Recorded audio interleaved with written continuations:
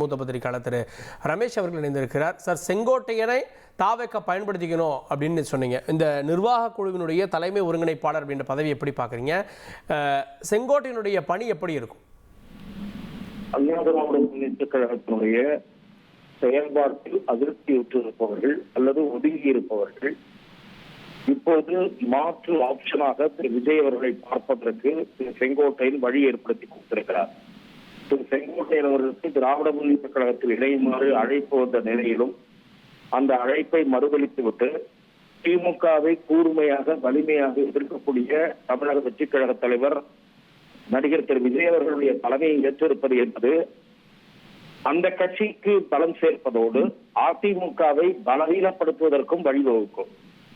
அதிமுகவிலிருந்து மேலும் சிலர் அடுத்த ஓரிரு மாதங்களில் தாவேக்காவை நோக்கி பயணப்படக்கூடும், அதற்கு இது வழிவகுக்கும் என்பது என்னுடைய பார்வை.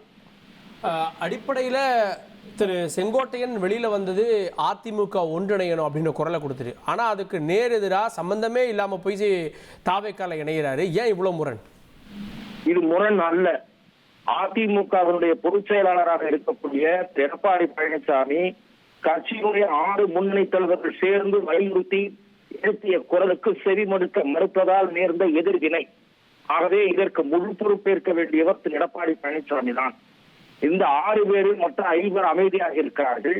அவர்கள் ஒவ்வொருவராக ஒதுக்கப்படுகிறார்கள். அவர்கள் தேர்தல் முடிந்தவுடன் கழகப்படி உயர்த்துவார்களா, தேர்தலுக்கு முன்பாகவே ஏதாவது பிரச்சனையை செய்வார்களா என்பதை பொறுத்திருந்து பார்க்க வேண்டும். இப்போ இவரை தொடர்ந்து அதிமுக இருந்து சிலரும் வருவாங்க நினைக்கிறீங்களா? அது தேர்தலுக்கு முன்பு நினைக்கிறீங்க?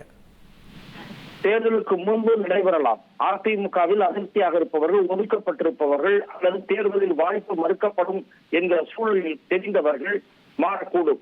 ஏற்கனவே அதிமுகவில் வசதி மிக்கவர்களுக்கு தான் சீட் என்று முடிவெடுக்கப்பட்டிருப்பதாக பரவலாக பேச்சு எழுந்திருக்கிறது. ஓரிரு பத்திரிகைகளும் அதை வெளிப்படுத்தி இருக்கின்றன.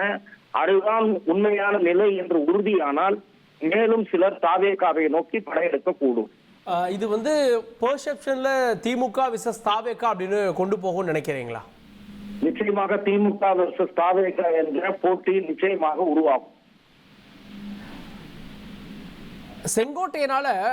செங்கோட்டையனுக்கு கொங்கு மண்டலத்தில் குறிப்பா அவருடைய தொகுதியில செல்வாக்கு இருக்கு. ஒட்டுமொத்த கொங்கு மண்டலத்தில் செல்வாக்கு இருக்குன்னு நினைக்கிறீங்களா?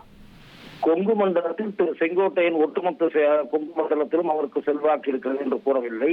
தமிழ்நாடு முழுக்க பல கட்சி நிர்வாகிகளின் பெயரை கூப்பிட்டு தெரிகிற அளவுக்கு திரு செங்கோட்டையனுக்கு செல்வாக்கு உண்டு. கொங்கு மண்டலத்தில் திரு விஜய் அவர்களுக்கு வாக்கு வங்கி உருவாகி வருகிறது என்று சில கருத்துக்களிப்புகள் தெரிவிக்கின்றன. அந்த வகையில மொத்தமாக கோவையில் சீட்டுகளை அள்ளி அதிமுக இந்த முறை பெற முடியாது. நன்றி திரு ரமேஷ், இணைந்து உங்களுடைய பார்வைகளை பதிவு செய்ததற்கு நன்றி. இனி செல்லும் இடமெல்லாம் செய்தி. தந்தை டிவியின் வாட்ஸ்அப் சேனலை ஃபாலோ பண்ணினா செல்ல இருக்கும் இடமெல்லாம் செய்தி. இதோ QR கோட், இப்பவே ஸ்கேன் பண்ணுங்க, ஃபாலோ பண்ணுங்க.